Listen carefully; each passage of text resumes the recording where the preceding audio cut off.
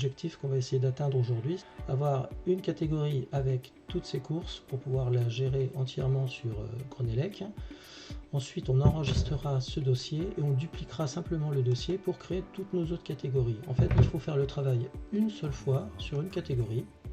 On enregistrera le dossier et on dupliquera par autant de catégories. L'onglet épreuve qui permet d'ouvrir une épreuve, de gérer des épreuves, de paramétrer une épreuve, c'est la première des choses qu'on va faire.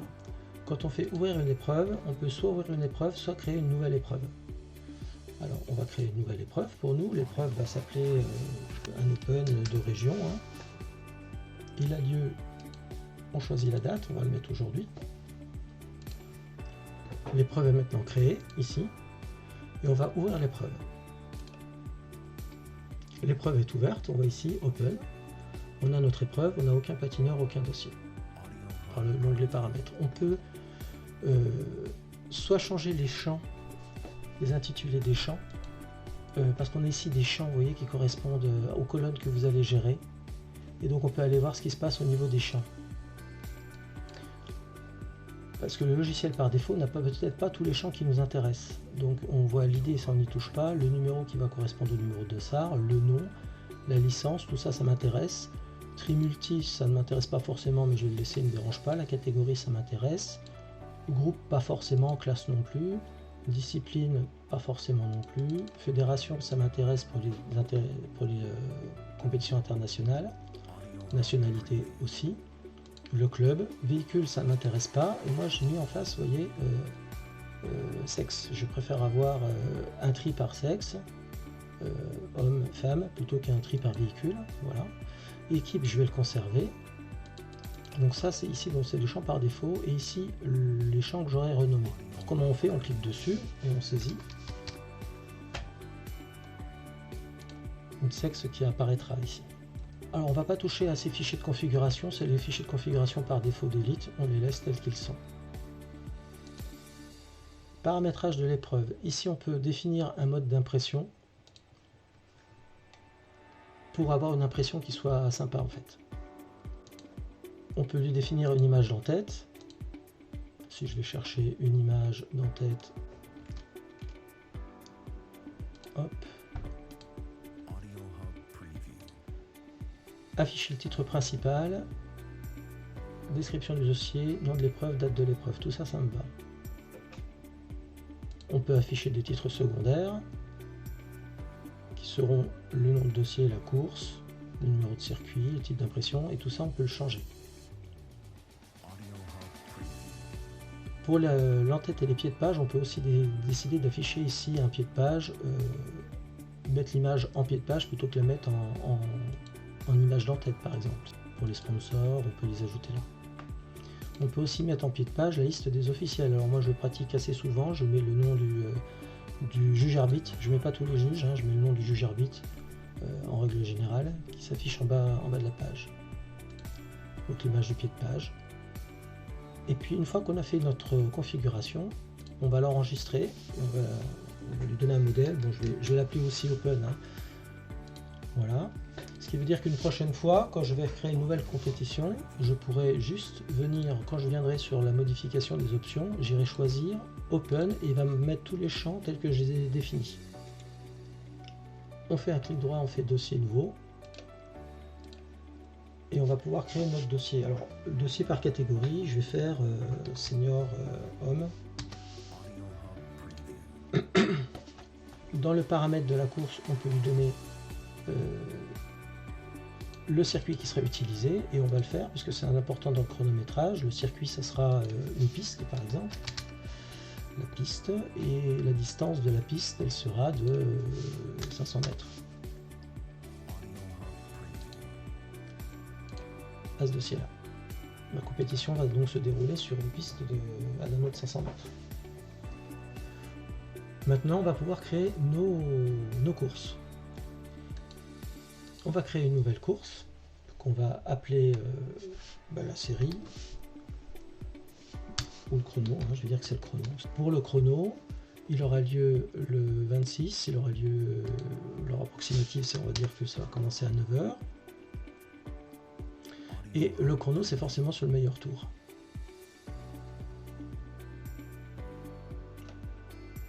dans les options, le temps mini, le temps maxi. Alors le temps minimum et le temps maximum, ça va nous permettre de définir si on prend en compte le passage du concurrent sur l'anneau ou pas. Alors en général, le temps minimum que l'on met, eh bien c'est le temps du record de course. Hein. On ne pourra pas mettre moins de temps que le record de la course, d'accord? Ou alors on se prend une petite marche et le record devait être battu à 2-3 secondes, ce que je ne crois pas.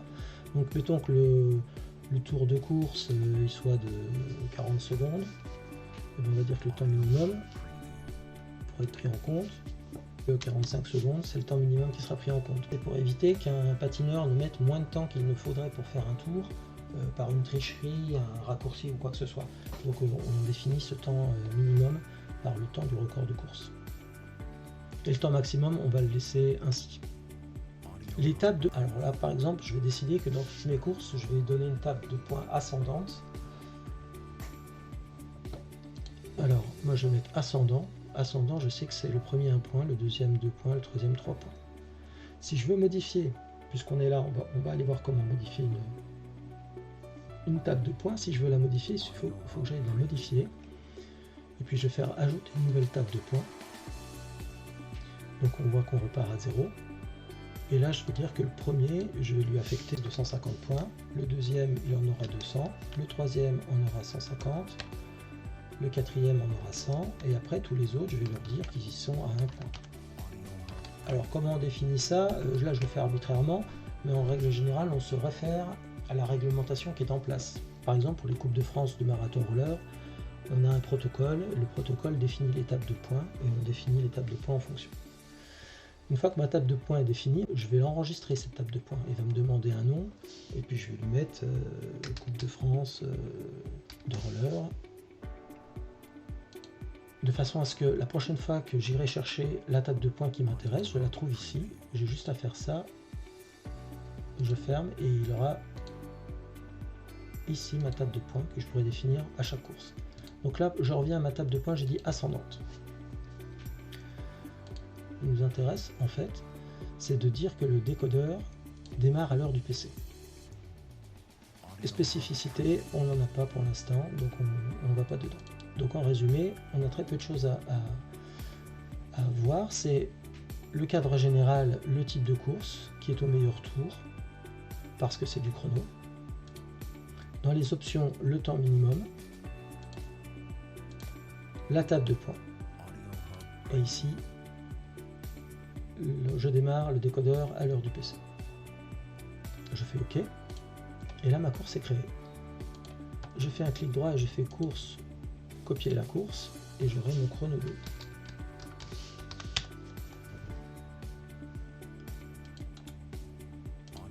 Je supprime la course. On va créer maintenant nos courses de série. On va admettre que une fois que j'aurai le classement du chrono, je vais établir mes séries à partir de ce classement-là. C'est-à-dire qu'on va ventiler tous nos compétiteurs suite au résultat du chrono dans chacune des séries. On pratique aujourd'hui sur le roller un serpentin. Le serpentin qui dit que le premier du chrono ira dans la série 1, le deuxième du chrono ira dans la série 2, le troisième dans la série 3, le quatrième dans la série 4, le cinquième ira dans la série 4 en position 2, le sixième ira dans la série 3 en position 2 et ainsi de suite. Et ça on pourra le modéliser aussi dans Chronelec pour que ça se fasse tout seul. Donc on va définir nos courses, nouvelles courses. Cette fois-ci ça sera la série 1 de vitesse, d'accord. Je ne vais pas mettre vitesse série 1, mais on pourra évidemment renommer les courses de façon explicite si on veut que ça apparaisse à l'impression. Moi je vais faire au plus simple, je vais mettre série 1, on saura de quoi on parle. Elle aura lieu cette fois-ci, alors j'estime que le chrono va durer 1 heure et donc je vais la mettre vers 10 heures. On aura un programme pour donner à peu près les horaires, même si on ne les respecte pas, c'est pas grave, mais ça nous permet d'avoir une chronologie lors de l'affichage des courses. Le timing est important et vous verrez que moi j'utilise beaucoup les minutes pour pouvoir les ordonner, les courses. On dit, cette fois-ci c'est plus au meilleur tour, mais c'est au nombre de tours. Et le classement se fera sur le nombre de tours et donc forcément sur le meilleur temps du nombre de tours. On retourne dans les options.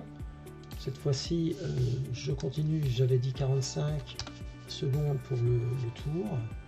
En table de points, j'ai défini une table de points ascendant pour toutes mes courses, donc je vais la prendre, d'accord. Et toujours démarrer le chronométrage à l'heure du chrono. Quand je vais créer un autre dossier, si je veux ce même type de course, il faut que je puisse la retrouver dans les modèles. Donc là, cette course-là, je vais beaucoup l'utiliser, je vais la mettre dans les modèles et je vais mettre que c'est des séries. Ou je vais mettre simplement vitesse, parce que ce soit une série ou un quart de finale ou un demi-finale, elles vont toutes avoir le même format.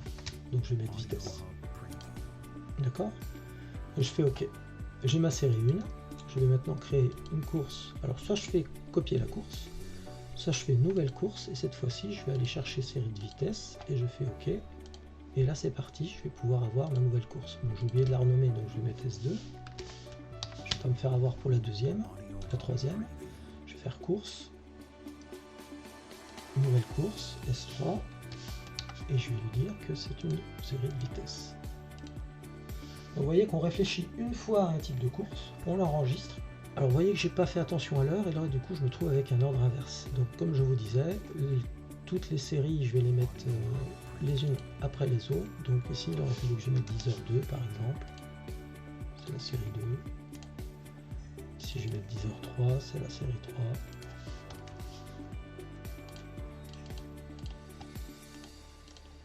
Voilà, et je vais continuer comme ça, je vais créer une nouvelle course et je vais dire que c'est la série 4. S4, et je prends le modèle qui m'intéresse et je définis l'heure à 10h. Voilà, j'ai mes 4 séries de 4 patineurs qui sont prêtes à être chronométrées dès que j'aurai affecté des patineurs. Une fois que les séries seront terminées, c'est qu'il va falloir que j'établisse le classement en fait de ces 4 séries pour pouvoir définir les demi-finales. Et là on va passer par une fusion. Qu'est-ce que la fusion? Alors je vais ici dans fusion, je crée une nouvelle fusion que je vais appeler résultat des séries. D'accord? Le premier aura non pas le plus de points mais le moins de points. On a vu tout à l'heure que j'ai mis une table de points ascendante. D'accord? Je suis en somme des résultats même si les patineurs ne sont passés qu'une seule fois. D'accord? Et la liste des courses, c'est celle-ci. La série 1, la série 2, la série 3 et la série 4. Et pour départager les ex-aequo, je vais les départager sur le résultat, non pas de du dernier résultat fusionné, mais du premier résultat fusionné, sinon j'aurai une inversion d'ordre. Donc là c'est important, puisque je suis dans l'ordre ascendant, de se mettre dans le premier résultat fusionné. Après on peut assez facilement le corriger ça, hein. Quand on voit que le résultat ne correspond pas, il suffit de venir ici, changer le dernier résultat et on verra à quoi ça correspond, hein. Je vous en parlerai tout à l'heure. Donc là j'ai ma fusion, je génère ma fusion, voilà. Et donc ici apparaîtra les résultats. Alors pour que ça soit concret, avant de continuer, ce que je vous propose c'est qu'on va importer les concurrents, puis on va essayer de dérouler la compétition, comme ça vous allez voir en même temps comment ça va se passer. Alors pour importer des concurrents, ce qu'il vous faut à la base, c'est déjà disposer d'une liste de concurrents que le secrétariat vous aura établie, qui va se présenter grosso modo sous cette forme-là. On aura un fichier Excel avec la liste des concurrents. Les dossards seront affectés, les transpondeurs aussi. Alors je ne sais pas si j'ai affecté des transpondeurs d'ailleurs, si moi aussi j'ai fait affecter des transpondeurs, d'accord. Ce qui est intéressant c'est ça, et les catégories. Moi ce que je trouve important c'est d'avoir toujours la catégorie FFRS. Donc l'important c'est que vous travaillez toujours avec les catégories FFRS, même si on a une catégorie absolue. Parce que là vous pourrez toujours sortir les gens. Donc voilà, j'ai ma liste de concurrents qui est là. Donc je vais pouvoir l'importer dans Elite. Alors, comment je procède? Donc je vais faire importer les concurrents. Alors, il y a deux manières de faire. Soit on importe le fichier CSV, soit on fait un copier-coller depuis Excel. Alors comment on fait? On ouvre Excel. On va choisir nos concurrents. J'en ai bien plus qu'il n'en faut, hein, c'est pas grave. Je fais CTRL-C et dans Elite, je vais faire coller. Alors, cette ligne-là, je n'en ai pas besoin, c'est la ligne de dénomination. Et ici, je vais pouvoir identifier Dossard, pour moi, c'est le numéro dans Edit. Ici, pour moi, ce sera le nom-prénom. Je vais le garder en nom, mais on pourra dissocier nom-prénom si on veut. Mais moi, je vais faire nom-prénom de la même catégorie. Ici, pour moi, c'est le sexe. Alors, c'est un clic droit à chaque fois que je fais, hein, je ne vous l'ai pas dit, mais... Ensuite, ici, on a la nationalité. Ici, on a le club. C'est même l'équipe, en fait. Le club. Alors, c'est important de différencier l'équipe et le club, parce que vous pouvez avoir des récompenses, par exemple, sur les Coupes de France Marathon, il y a des récompenses par équipe. Donc, c'est important de dissocier les équipes des clubs. Voilà, équipe, club, et d'ailleurs c'est comme ça que c'est défini dans le protocole.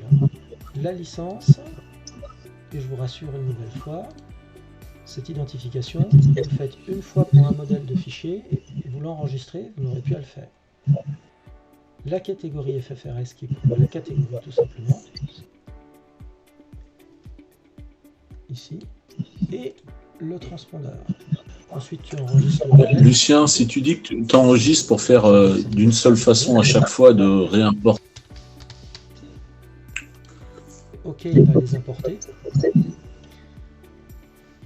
Alors je vais le refaire. J'ai supprimé les patineurs. Alors je ne sais pas si j'ai toujours dans mon presse-papier. Oui, je l'ai toujours. Donc vous voyez, j'ai réimporté les patineurs. Je vais prendre le modèle que j'ai choisi précédemment.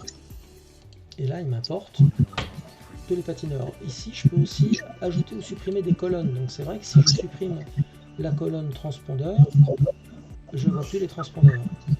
Donc je peux importer 150 000 colonnes, même si on ne fait apparaître que les 5 colonnes qui nous intéressent, c'est important d'avoir toutes les autres colonnes.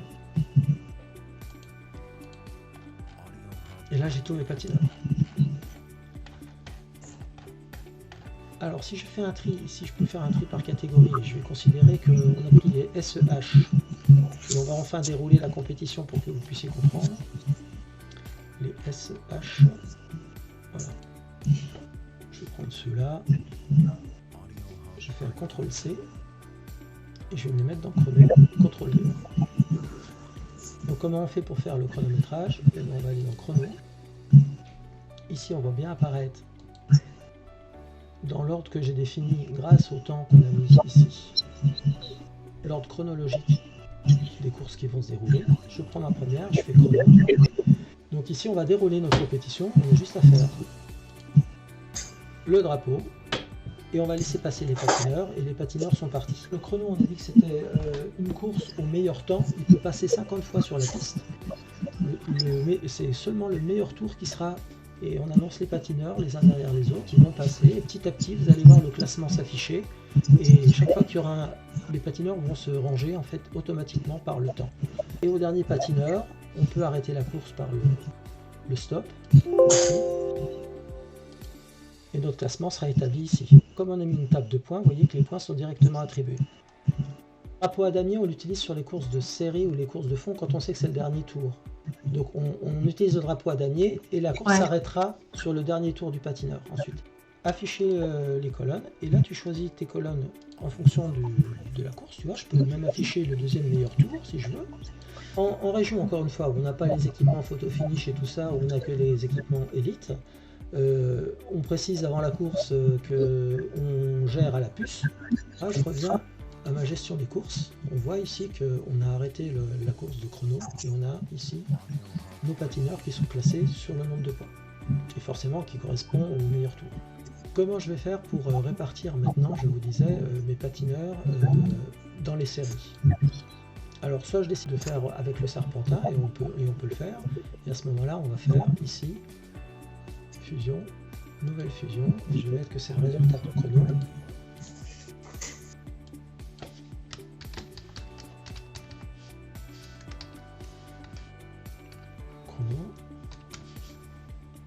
Le meilleur est sur le moins de points. Nous sommes des résultats, mais il n'y a qu'une seule course, donc c'est pas trop gênant. Et je vais envoyer ici mon résultat de chrono. Donc là, j'ai mon résultat de chronométrage qui pourrait me servir aussi d'impression du classement. Et à ce chronométrage-là, je vais attribuer une table de points, et c'est cette table de points que je vais définir comme serpentin. Alors, ne lâchez pas le fil, vous allez voir. Alors, par exemple, je crois que c'est ça ma table de points, je vais vous la présenter. Voilà, j'ai créé une table de points qui s'appelle Tri 4 séries. D'accord, j'ai 4 séries, et en fait, j'affecte au premier la position 1 et non plus un point, mais une position. 1, 2, 3, 4. 4, 3, 2, 1. Et là, si pour ceux qui ont l'habitude du serpentin, reconnaissent en fait que le premier ira dans la série 1, première position. Le deuxième ira dans la série 2. Le troisième ira dans la série 3. Le quatrième ira dans la série 4. Le cinquième ira dans la série 4 en deuxième position. Le sixième ira dans la série 3. Ok, donc je décide d'affecter donc le serpentin au résultat avec le premier qui est en moins de points. Et là je fais OK. Pour attribuer nos séries, on a deux manières de faire. Alors là c'est très simple, je peux choisir ces 4 premiers là, faire CTRL-C et les attribuer à la série 1. Ici, je prends les 4 secondes et je l'attribue à la série 2. CTRL-C, CTRL-V, hein, d'accord. Ou alors, Elite met à ma disposition autre chose qui s'appelle la répartition de concurrents. Comment ça marche? Alors, une nouvelle répartition, là je vais dire générer les séries, d'accord. C'est une course vers plusieurs courses. Il s'agit en fait du résultat des séries, la préparation des séries que je vais attribuer à mes 4 séries.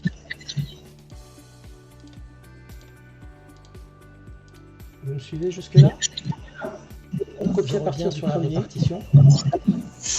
Le nombre de concurrents, la répartition, alors c'est pas un seul, mais c'est 4 qu'il faut répartir en même temps, puisque je prends les 4 premiers, les 4 suivants, les 4 troisièmes et les 4 derniers, pour pouvoir les attribuer. Et on va pouvoir attribuer grâce à cette génération-là. Je fais un clic droit et je fais exécuter.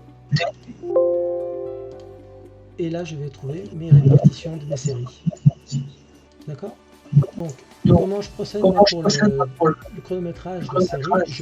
Je vais attribuer à la course, et surtout un nombre de tours. Ici, je vais dire que ces patineurs-là ont 4 tours à faire. Et 4 tours, ça fera 2 km. D'accord? J'applique. Ma course est prête à démarrer. Faire démarrer les patineurs à 1 mètre avant pour que les transpondeurs ne soient pas actifs. Et là, je vais démarrer la compétition. Démarrer la course, pardon, et je vais attendre le starter. Et pour que tous les patineurs démarrent à la même heure, et non pas qu'ils soient déclenchés quand ils passent sur la boucle, je vais faire heure de départ. Et là, je vais attendre le starter. Alors, deux solutions. Soit le starter est interconnecté au Chronelec, et quand on va faire le start, ça va déclencher directement la course. Et tous les patineurs vont partir avec le même horaire de départ. Soit j'ai pas de starter en région, et c'est dans la plupart du cas c'est que ça, et nous on attend que le top départ soit donné, et on lance le top départ en faisant un OK, avec un temps, avec un delta forcément, mais comme en règle générale en région on ne procède pas à des qualifications avec les deux meilleurs temps, enfin les deux premiers meilleurs temps de série sont qualifiés, mais plutôt soit le premier de chaque série est qualifié, ou ce genre de protocole on applique en région. On peut très bien le gérer comme ça. Mais si on le fait avec un starter qui est connecté, le starter lui va déclencher la compétition au OK. Donc vous voyez, là j'ai fait un start, la course est démarrée, c'est pas pour autant que les patineurs auront ce temps-là. D'accord? Les patineurs vont démarrer quand j'aurai fait OK. Leur temps de démarrage a été pris en compte.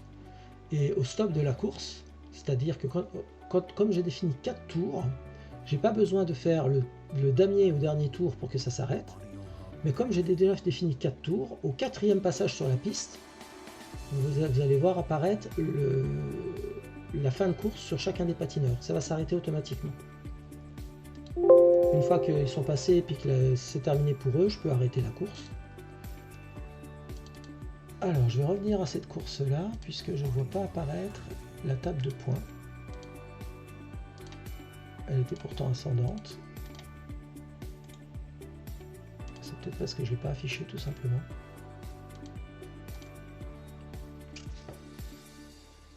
Où sont les points? Ils sont là.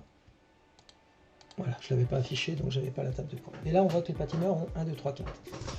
Je vais faire la même chose pour la série numéro 2. C'est-à-dire que la série numéro 2, je la prends. Alors comme je l'ai fait, je me répète par ordre chronologique, qui correspond plus ou moins à l'heure de départ, mais avec les minutes, je gère la chronologie. Et grâce au nom de dossier, j'ai le nom de dossier qui apparaît. Je vais pouvoir lancer la deuxième course. Donc, même procédé, concurrent, attribuer les horaires de départ. Je sélectionne tous mes concurrents. Je vais leur dire qu'ils font 4 tours et qu'ils font donc une distance de 2 km. J'applique. Et là, vous voyez, je l'ai appliqué qu'à un seul. Donc, il faut que je sélectionne tout, que je fasse appliquer. Je sélectionne tous mes concurrents. Je démarre la course. Enfin, je démarre le décodeur. Je fais un clic droit. Alors, je ne vois pas apparaître l'heure de départ parce que je n'avais pas activé. Alors, remise à zéro d'une course. On s'est trompé, il y a un faux départ. On va dans course. Remise à zéro du résultat. Moi, dans ma course, je vais aller la modifier et je vais aller activer la fonctionnalité ici qui me permet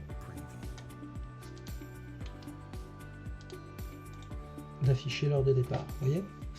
Heure de départ. Là, je suis prêt. Je lève la main. Le starter peut démarrer. Coup de sifflet. Je clique OK ou alors starter et ça déclenchera automatiquement. Donc je fais, j'arrête la course, je réinitialise la course, je redémarre le décodeur, clic droit, heure de départ, j'attends le starter, OK. La course a lieu, 1 tour, 2 tours, 3 tours, 4 tours, la fin de course apparaît sur le petit drapeau ici pour tous les patineurs, je peux donc arrêter la course. Je vous disais, je vous demande de me croire sur parole, encore une fois, je reviens à mon résultat de course de la série 2, on a notre classement. Et ainsi de suite, je vais le faire sur les 4 séries. Je vais dans ma gestion de course, j'ai bien mes 4 courses qui sont terminées et toutes ont leurs points attribués puisque j'avais mis des points. Et maintenant, on va faire le résultat de ce premier tour. On passe par une fusion. Celle-ci, ce sera résultat des séries. Le premier aura le moins de points. On est bon. La liste des courses, je l'avais déjà réalisée, elle est là. Quand je fais OK, je vois apparaître tous les premiers ici, tous les deuxièmes, tous les troisièmes, tous les quatrièmes. Pour les demi-finales, on va appliquer à nouveau le serpentin. Toujours ce fameux serpentin. Alors, comment on fait? On a le résultat, on va ici lui attribuer, fusion, attribuer une table de points. Et là, je vais, en fait, le serpentin, ça va être la préparation au demi. Préparation au demi.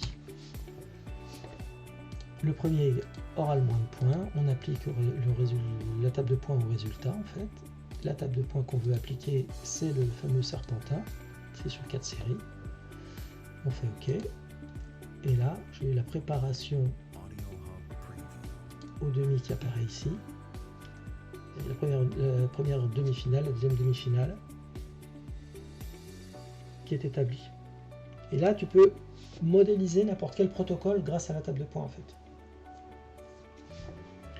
Donc j'ai mes résultats de demi-finale, je n'ai pas créé mes demi-finales, mais je peux tout simplement les créer en disant que je copie cette course-là, d'accord, puisque c'est le même protocole que je vais choisir, et je vais l'appeler D1. Elle aura lieu à 11h01. Je copie pas les concurrents, comme ça j'ai ma D1. Et là, je vais faire course copier. Je vais appeler D2. Là, je peux copier les concurrents, il n'y a rien dedans. Hein. Copier la course. D3. Encore une fois, je respecte pas du tout le protocole, hein, mais c'est juste pour la formation, d'accord? Après, il faut qu'on adapte au protocole.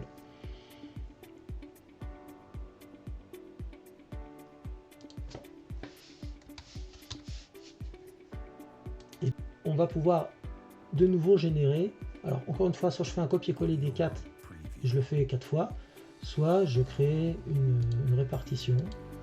Et la répartition, ça va être générer les demi. Je prends le résultat de la préparation demi-finale et que je vais attribuer à mes 4 demi-finales. Et comme je sais qu'elles sont prêtes avec les séries et qu'il y en a 4 par série, je dis qu'il y en a 4 par série. D'accord, il commence par le premier et tous les 4 dans chacune des séries jusqu'au dernier. Je fais OK. Générer les demi-finales, exécuter. Alors là, on ne voit pas le gain de temps forcément puisque je déroule la course en même temps que je prépare le fichier. Mais le jour de la compétition, en fait, la préparation est faite. Vous avez juste à faire sur chacun des onglets, clic 3, fusion, recalculer, clic 3, fusion, recalculer, clic droit, répartition, exécuter, et on se retrouve dans le cas de figure. Alors en 3 clics, c'est fait, et on a nos demi-finales qui sont prêtes à chronométrer. Faire ceci, ainsi de suite, jusqu'au final, et puis pour gagner un petit peu de temps, et puis pour pas être répétitif, je vais ouvrir ce que j'avais démarré, c'est-à-dire ici. Donc on va dérouler ici notre chemin sur toutes les courses, les demi-finales et ensuite les finales, d'accord? Donc vous voyez que moi j'attribue aussi un numéro, ce qui me permet d'avoir une chronologie et ne pas chercher dans l'ordre les fusions à gérer, ce qui fait qu'après les chronos, je sais que je vais faire résultat de chrono, je vais générer les séries, après les séries je vais faire résultat des séries, générer les demi, après les demi je vais faire résultat des demi, répartition des finales, d'accord? Quand on sera sur les finales, eh bien j'aurai plus qu'à gérer la fin et le classement final par une fusion des finales, résultat des finales. Le résultat des finales, juste la partie, en fait c'est la même chose. La seule différence, c'est que pour les finales, vous allez attribuer une table de points qui ira de 1 à 4 pour les premiers. Donc vous avez compris le principe. De 5 à 8 pour les 4 suivants. Ici, la table de points ira de 9 à 12. Et ici, la table de points ira de 13 à 16. Et quand on va générer le résultat des finales, on va avoir la liste des finales qui vont arriver dans l'ordre, c'est-à-dire 1, 2, 3, 4 pour les 4 premiers, et ainsi de suite, grâce à la table de points. Je vais le modéliser comme ça sera plus clair.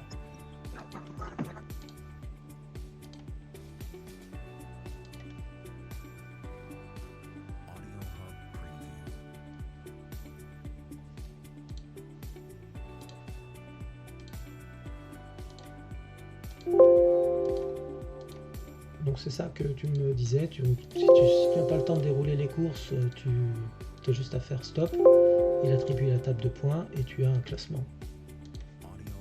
Donc ici on va devoir générer nos finales.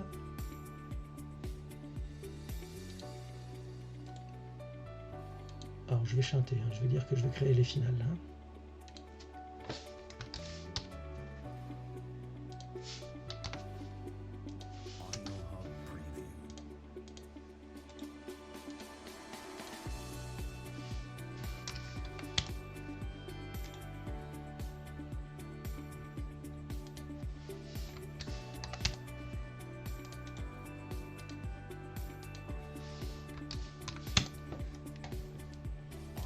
D'accord.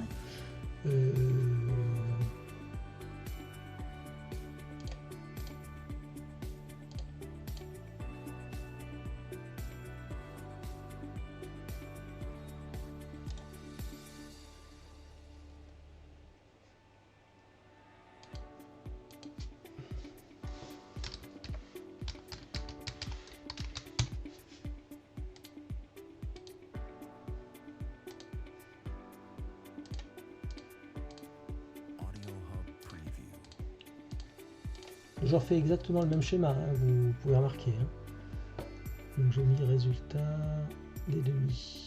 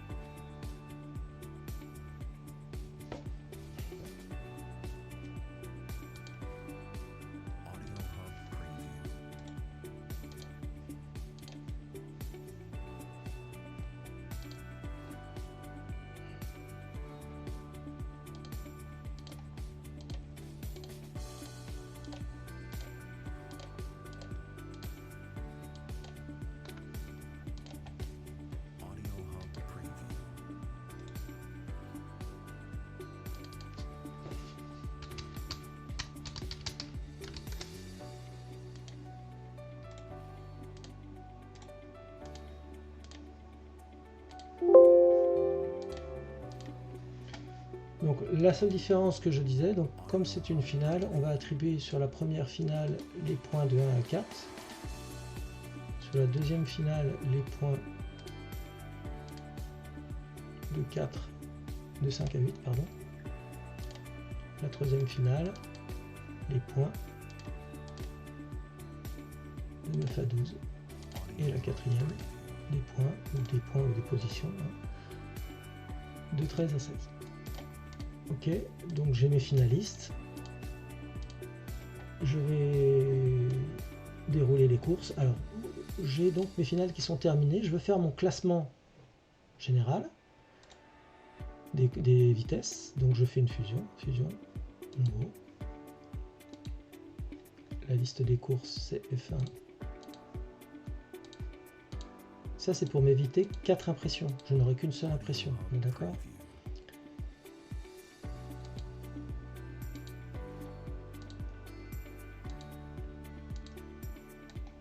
C'est résultat de vitesse.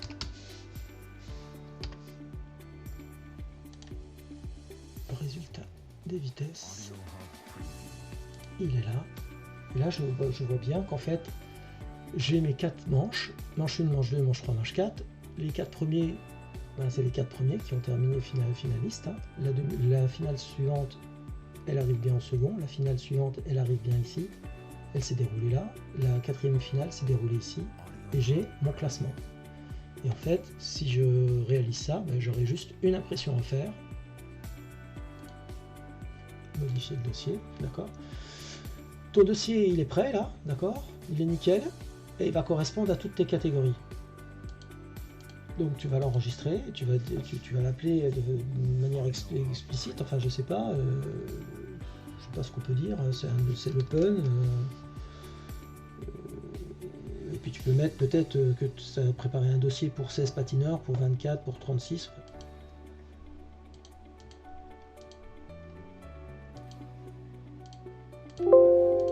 Voilà. Donc ton dossier est enregistré, puisque tu sais qu'il fonctionne et tout va bien. Et là après, tu vas pouvoir dire dossier, nouveau dossier, je veux un autre dossier pour 36 patineurs que je vais appeler SEF.